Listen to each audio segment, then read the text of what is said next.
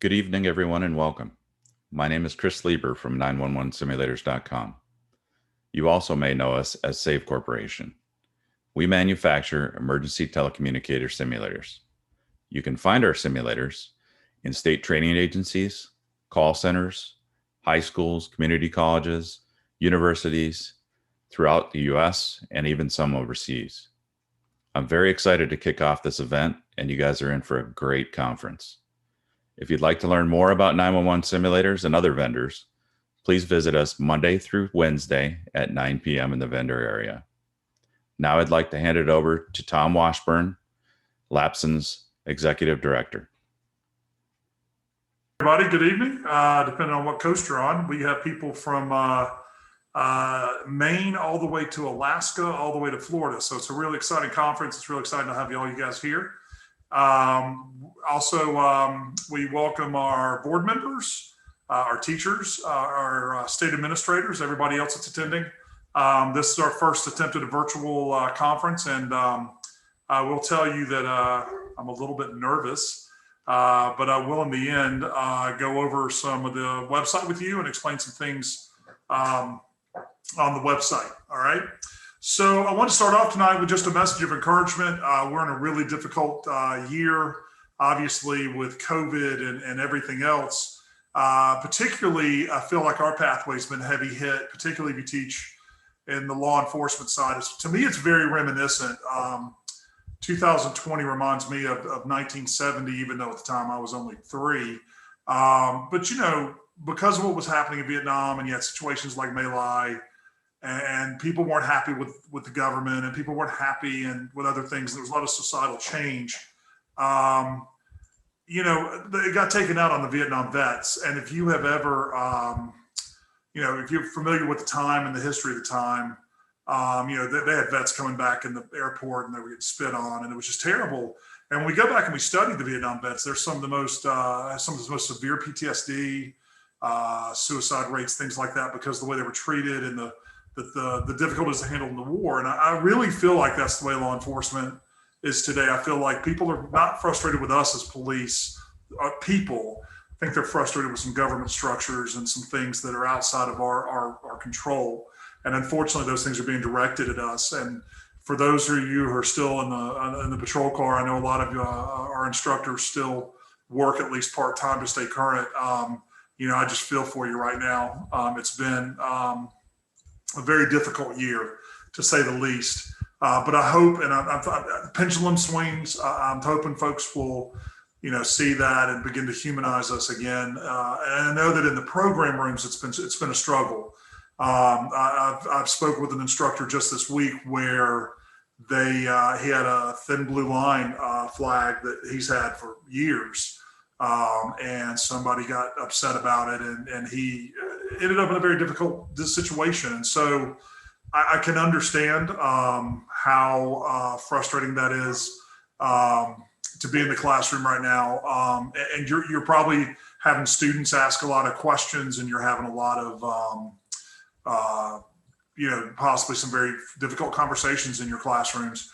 And I would just tell you to persevere, stay true to it. You know, we know that law enforcement has done a lot in the last, you know, to consider that when I was born, only 6 states had state police academies. I mean, policing has come so far in 50, 60 years, and we've got a ways to go. I'll be the first to admit.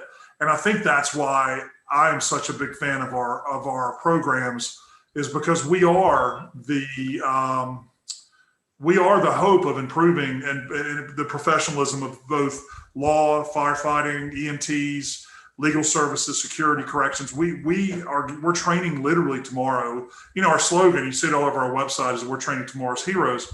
And I absolutely believe that. And I know this has been a difficult year in 20, just as a whole to anybody, but particularly in the law and public safety area, there's been additional struggles.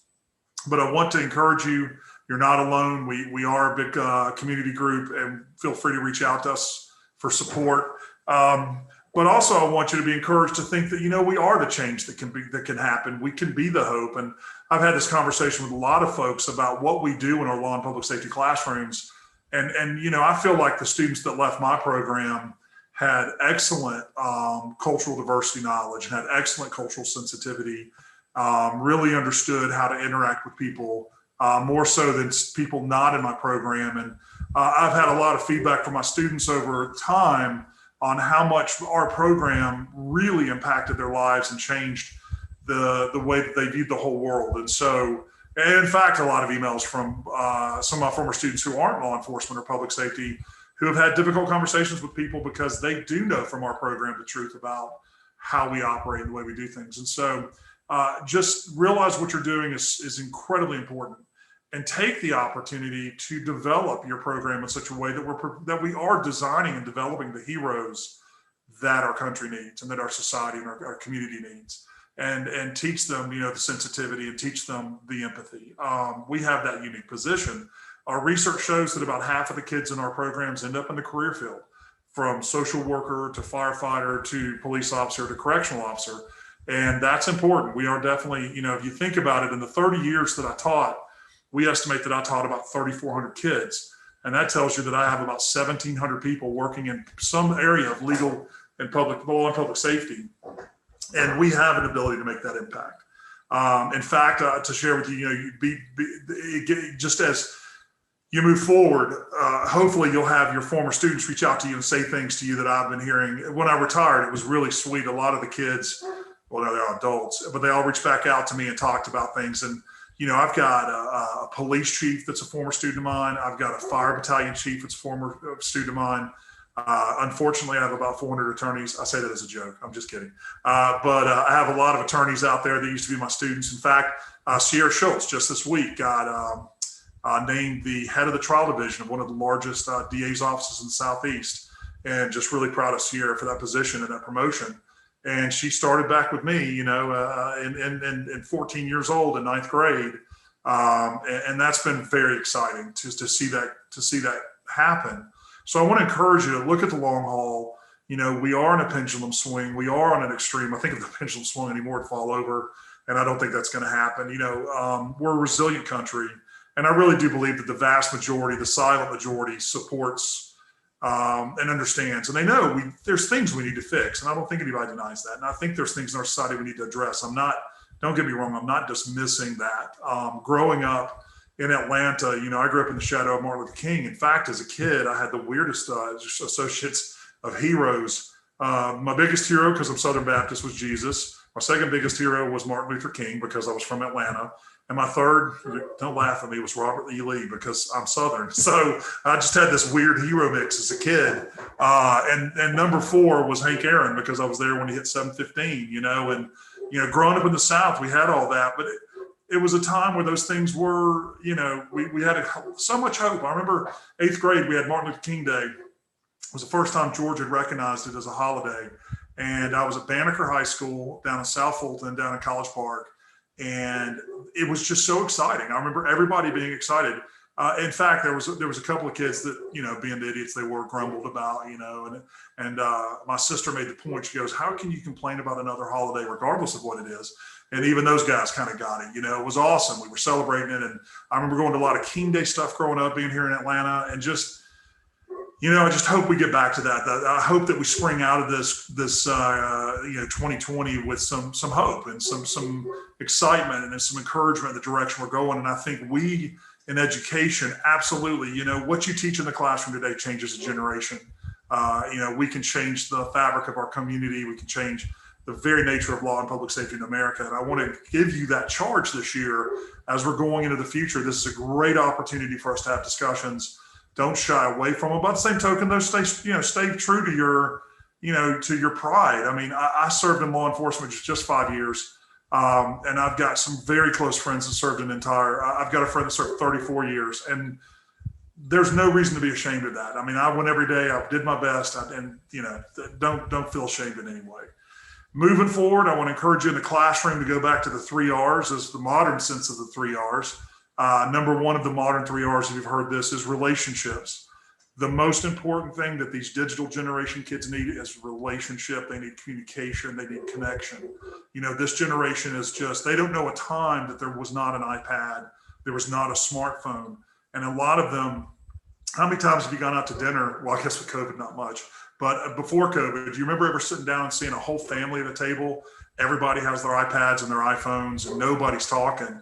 And relationships, these kids, man, they warm up so fast to you when you connect with them, get to know their name, get to know things about their life, and just connect with them on a personal relationship way.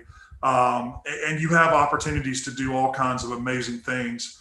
I remember I had a girl that had cancer and just started chemo, and she was terrified. She was losing her hair. And I just sat to her after class one day and I said, Jennifer, what if we just told everybody, about your cancer and just talked about it with everybody? And she said, do you think the kids will make fun of me? I said, Jennifer, can't imagine. And so we had a really fun discussion the next day, and she shared about her cancer and that her treatments were good and she had a positive outlook, but she was losing her hair.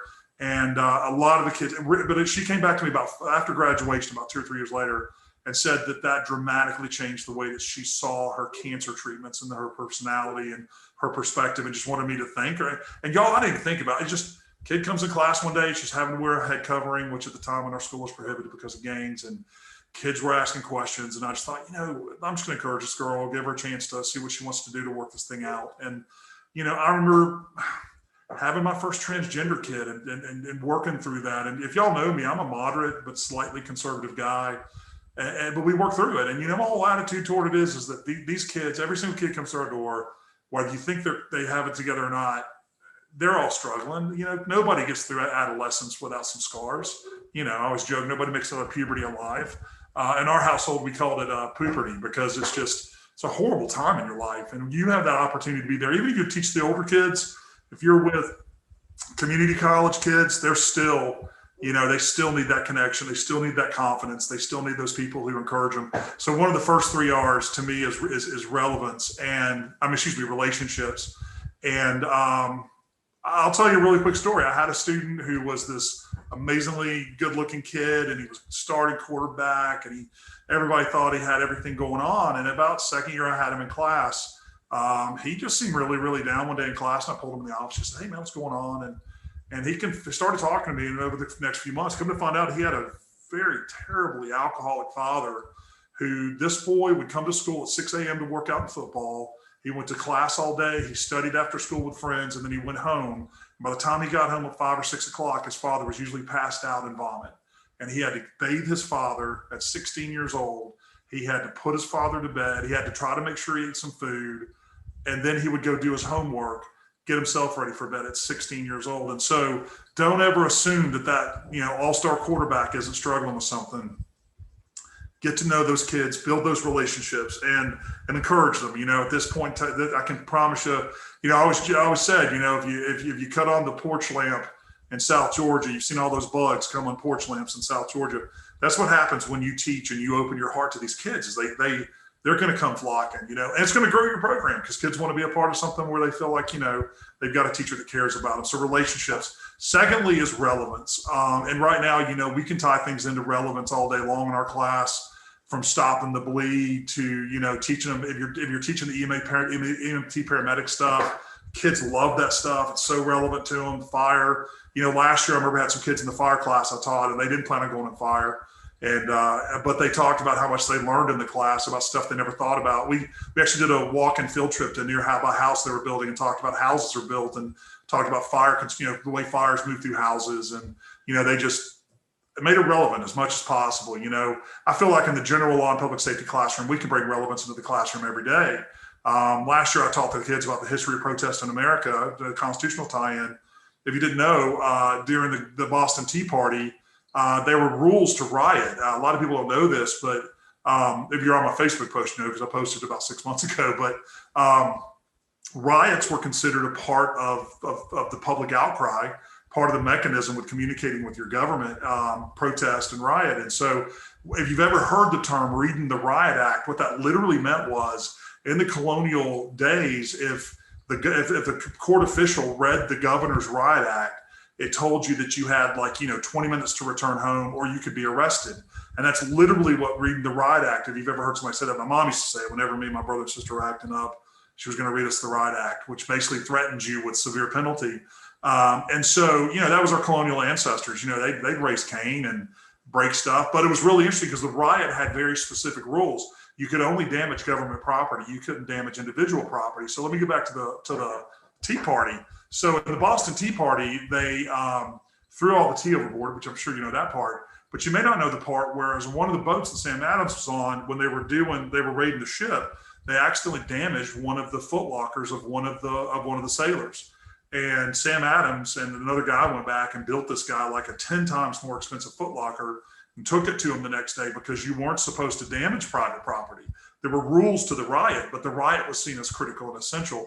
And when we talked about that in class, kids were fascinated with stories and, some kids had read the Riot Act. So we have an opportunity to be very relevant, particularly because we have kids that are interested in our career field, hopefully, and we have that opportunity for relevance. And so hopefully, you can tie that in every day, try to make something relevant. And I always tried to, whether it was some crazy story off the news channel or something, but just something to show them that what we were doing is really relevant. And then finally is rigor. We need to set a bar for our kids. Something I've always found interesting was no matter who I worked with or what their environment was, the level of at risk, having a high standard and expectation for your kids, they typically respect that and they typically meet it. I think so many times we're willing to lower a bar, set a bar down. I think sometimes you need to really have those kids stretch in our classes. And we have that motivation. This year, one of the things we're going to be pushing off in our program for you guys is a literacy program, trying to get more reading and writing in our classrooms. And I always found literacy in my classroom was easy to push because the books we read are very interesting to the kids. The magazines they read can be very interesting to them if they got to choose them. And writing about police, if you let them do a mock arrest in your classroom and then you had them write up about it, these are kids that may not write a 5-paragraph essay, but they learn how to write a narrative. And that's very critical for us. And so this year, I really want you in your classrooms, 3 R's. Relevance, because I feel like if you're not connected with the kids, they're never going to learn in the first place. Relationships. Relationships, because if you don't have the relationship in the first place, that's what you got to build on. Relevance, because you want to show how it figures into their life. And then rigor, really stretch these kids, really make them grow. I could tell you story after story, but kids, and one of my favorites, I had a girl and, she had just come here from another country and she spoke very little English in my class. She was really kind of quiet in the corner, but I always had my kids get involved and I always had my kids, regardless, we'd find ways to get them plugged in. And over the course of that year and the next year, she grew and she wanted to do crime scene team, which doesn't necessarily require real strong language to start off. And she was there at every crime scene practice and had a blast. Her senior year, we went to nationals. She took 3rd in the nation in crime scene. And she just, went on to college. Actually was here in Georgia, Atlanta. She was a Univision host for their TV show here in Atlanta for a short while. And I was invited to her wedding and recently a baby shower. She just got married and had a baby. And just to see that little timid 14-year-old girl become this awesome, positive, self-confident adult, that just makes it all worth it. So it's a tough year, folks, but stick to it. Keep your head up. Be proud of what you do, both as a teacher and as a public safety and law enforcement person. And let's look forward to making a huge impact this year. So there's kind of my stump speech. Now what I'm going to do is I'm going to go over the website with you a little bit and let you know some things that you may or may not know. Hopefully by now you should see my screen. Chris, can you thumbs up if you can see my screen? Okay, good. All right, so this is the old conference page. So if you're on the home page, on our regular, geniusly designed website, I do have to say, the guys who designed this thing are just geniuses. No, honestly, we try our best. But when you come onto the conference page, you'll notice that I did put this little note on here about that we've started. The stuff on this page really isn't that useful for you right now because all of this was just telling you about the conference. So at this point, what I have done, if you're looking at my screen, is I have bookmarked the conference to my bookmark page because the only way to get to the conference was with the private link, okay? And so that allows us to keep everybody out, but you don't have to go through a cumbersome login process. And as you go through the screen, you'll see that this first screen, hopefully I kept it kind of simple. My goal in web design is simplicity and easy to find. I don't like a lot of words. I like you to be able to find things. And so it's still within our site, but if you click on something else, you'll have to put the website back in or go to your bookmark to get back to it. So hopefully you have joined our Remind. I've got about 31 people right now out of 135 participants. If you have not joined our Remind, this tells you how to do it. That's a way for me to send out emergency things like a website. Like tonight, we found out that our PDF for this session had an old link on it. We got that link updated, but some of y'all had already connected with the old link. And so that's something we would put out on the Remind. This talks a little about the conference. Your conference in a box is actually going to be a conference in a bag, but we're sending you your own custom, well, not custom, but I guess it's custom, Lapson conference polo if you're one of the paid registrants. We've also got some of our vendors that have dropped some things into that bag, and we're going to be shipping those Tuesday. I apologize, but our polos were supposed to arrive 3 weeks ago, and they are arriving Monday. So welcome to 2020, right? So, but I'm sure you'll enjoy it. It says it has the Lapson logo like mine, but underneath it says Conference 2020. And hopefully, if you're like me, my fall back to school clothing shopping was buying a new pair of BDU pants. I had my 6 or 7 Skills USA polos. I had my couple program polos, and I had my 3 pair of BDU pants. And there was my Monday through Fridays. And on Fridays, we wore jeans and a Skills USA t-shirt. So there you go. So I've got you a polo coming your way. The schedule right here. So to start off, if you click on this at all, you go to the schedule page, and then note all the times are Eastern Standard. Tried to keep that consistent. Here was tonight. And then here's just each day. So let me talk about the average day. Some of our virtual booths, I know that Microburst Learning is planning on opening theirs about 5:30 and staying open until 10. Most of our vendors are doing virtual booths at 9 o'clock. So check their page, which I'll show you in a moment. But at 6 o'clock, we're going to be doing cocktail hour. Please come to that. That's going to be a ton of fun. You're going to get a chance we're going to have our vendors in there. We're going to have our board members. We're going to have our program specialists, plus all the new teacher orientation folks, plus all the registrants. So there's going to be a lot of folks, and we're going to break you into smaller rooms. Tomorrow night, it's superheroes. You're going to choose between a couple of superheroes and go into that Zoom room, and then we're going to break you into groups of about 5 or 6, so you can really get to know each other. I know the most fun I ever had at a conference was meeting people. When I went to my first conference in 2000, a national conference for law and public safety, I met, 100, 200 people, and till this day, like 10 or 15 of those people are still dear friends of mine. And so I love meeting people at conference. And I was thinking, we created this virtual conference. How can we get that experience where you get to meet people and enjoy that opportunity? And so that's going to be the cocktail networking. It's going to wrap up about 6:50. Going to move you over to the sessions. Now, each night we have 3 live sessions each hour. The Atlanta field office of the FBI is in each one of those session hours. We have different things. So Chief Robert DePietro tomorrow night, Bob, he's going to be on. If you know Bob, he is a fire teaching expert, and he is going to be on another session for you to learn everything you can. He does have, and you'll notice if there are sessions to watch beforehand, I do have those identified. We also have a drone track. North Carolina is doing drones in a massive way. If you have not learned about drones and law and public safety, I would encourage you to go to one of the sessions. We are actually looking at hosting an FAA licensing certification through Lapson, because they're saying that in 10 years, there will be over 100,000 drones in the air at any given time in America, and that law and public safety will be using about 10% of those drones. Not for stalking people, but I saw a really cool demo at our Charlotte conference where they had a woman that they knew was in a house in a flood. They knew that she was in the house. It was going to be extremely risky to do a rescue, and that they ran a drone with a thermal camera over the house and was able to determine that her temperature was 92 degrees, which meant that she had already passed, unfortunately. But they didn't have to risk those lives to try to go save her. It was a really fascinating session. And so we've got 6 sessions on drones. There are also some recorded stuff on drones. Down here in the live sessions at 8, there's the next one's at 8 tomorrow night. And every day we'll have a newsletter coming to you. If you're not getting the newsletter, let me know. MailChimp, for some reason, told me, I was talking to Chris Lieber today, it said that it didn't recognize his email address as valid. And so what I'm doing is I'm forwarding that link personally.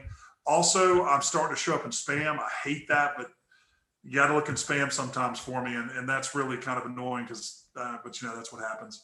But every day we're going to give you an update of what's going on in the sessions and what to be looking for. And then every night we have our exhibition hall at 9, and that's going to be, they're going to be doing live Zoom booths. Almost all our vendors but one. Gives you a chance to learn more about the vendors and what they do. And also we have a scavenger hunt, which I'll be talking about. Now, Tuesday night, we have one 9 o'clock session. Crazy story. Jeffrey Rosenheck, he is a EMT firefighter. And in the area that he's at, they've had a number of their firefighters that are out because of COVID quarantine. And he has not been off in 9 days. And so he was supposed to do recorded sessions that he could never record because he's been on duty. So he's definitely off Tuesday night. He's going to do those 2 sessions live. They're 2 incredible sessions. So we ran those at 9 to facilitate that. He's going to be doing illicit drugs and psychiatric disorders. But he's also got instant management. He's going to be talking about that as well. And then also 9 o'clock is going to be. And then Wednesday, very similar. And then we wrap up. We've got some super exciting announcements every single day of the conference. Tomorrow's session of conference is going to come out about 4:30. It's going to be awesome. Let me go over. So that's the schedule. Here's your sessions. You click on that, and this takes you to the sessions page. And we've got the sessions broken down by your pathways. There is some duplication because we wanted to make sure that you didn't miss it. For example, we have mock trial, for example, is in law enforcement and in legal services. But we've got some phenomenal sessions. Wanted to make sure that you knew that the FBI sessions will not be recorded. We're not allowed to record it. Really great opportunity. FBI is gung-ho to participate with us, but DC does not want them recorded in any way. As you can imagine, somebody down the road, some lawyer could potentially, so they just said, look, if you don't record them, we're good. And they're going to do the live sessions. And if you notice, we've got some great sessions with the FBI, but they won't be recorded. So those are going to be ones you want to watch. But there's a good number of sessions in here, and most of these are recorded and ready to go. Now we do have 3 sessions that are supposed to come in tomorrow. One of our session speakers was recording on Thursday and got a call that her husband had been sent to the hospital, so she's hoping to have that to us by tomorrow. We had another one who's pregnant with twins that had to go get her twins looked at. So anyway, we're supposed to have 2 or 3 sessions coming in tomorrow. So if you see a session that's not up yet, check back, it'll be up soon. Down here is our exhibition hall. If you go into our exhibition hall, you'll see that this is where our vendors are. There's 911 simulators because they're our platinum, they're at the top. And then you'll see that we have ICV, Microburst Learning, Skills USA, MTHS, ACT, Advanced CT, and our training and technical assistance teams. And so there's things you can already look at there, just like a booth that's static. And then if you come back to the vendor booths at night, Microburst is doing one, I think it says 5:30 nightly that they're doing a Kahoot challenge, but I think everybody else is 9 o'clock. Then, and here's the link to their nightly booths. Then you'll be able to visit and talk and get some great information. We're also doing a scavenger hunt. So you can win one of 2 $50 gift cards. I will tell you that you'll have good odds of winning because it's interesting at how few people turn these things in. So there's kind of my hint. When you click on it, it'll download a Microsoft document. You open Word, and you'll make sure you put your name on it, and you'll just fill in the blanks. And then you'll email it to the answer to number 1, which is actually at the TAG conference webpage. It will tell you where to email it. And then there's some other little trivia questions that you'll fill out. When you finish that, and actually I believe all of these are in the static site. I don't think you necessarily have to go to the live booth, but if you can't find one, go to the live booth and ask. They'll be glad to tell you what the answer is. But then you save that with your name, and then you email it to answer number 1. And we will be doing a live drawing at 9 o'clock Wednesday night to give away 2 $50 Amazon gift cards. Those were donated by the Training and Technical Assistance Group, not Technical and Training Assistance Team. What? Hold on, I have to go back and double check that. Anyway, they are sponsoring the card. And then we have a help desk because we know that no matter what we do, there's going to be something going wrong. If it's non-emergency, just shoot me an email. We're monitoring email literally in my sleep. So we'll be monitoring that all the time. Monday through, Monday through the rest of the week, we will actually have a live Zoom help desk. And for an emergency, you can call that number. It'll either go to me or David Limco, and we will, if that's an emergency, then we'll try to look into that and see what we can do. All the live sessions, except for the FBI, will be recorded and will be posted. And all of the recorded sessions, including once we get the live sessions up, will be available for you throughout the entire month of November. So hopefully that gives you a bit of an overview of the sessions, and hopefully you will have an awesome time. All right. And so if you have any questions, feel free to shoot me some emails. And we are, when we had to go to virtual in June, I guess we made the decision. I did not know how this was going to work out. I was really wanting to make sure we have a conference that is as exciting, as entertaining, and as engaging as a regular one. And honestly, I think we've done a pretty good job to brag on our crew. So, but if you have any troubles, please feel free to shoot us an email. Be patient with us. We're a cast of 2 right now on the emergency help desk. So do kind of be patient with us. But hopefully you'll have a fantastic time. Hopefully you'll learn a ton in the sessions. I tell you what, putting the sessions, I got to listen to a lot of them while I was uploading them and recording them. And you got to see, so many of them are so great. The legal update on SCOTUS, I did not realize that I was outdated in about 8 of my case laws. The sessions with Jeff Brannion, where he talks about where he did his investigation of Gary Hilton, the serial killer, totally fascinating. And I've been teaching forensics forever. Totally lost a half hour of my life because I just got sucked in and watched the whole thing. So you can start watching tonight. You can watch them tomorrow. If you do see that the live session has a recorded session to watch, it would make sense to watch that before so that you can ask good questions. And I hope you have a fantastic time. So feel free to, again, shoot me emails. Have a great week. And we will be having, like I said, special daily announcements. And on Wednesday, I'll be saying goodbye to you guys. And we'll be moving it all over to virtual and going on to our next Laughs and project. So have a great week. Thank you for participating. And we will be seeing you on the live sessions.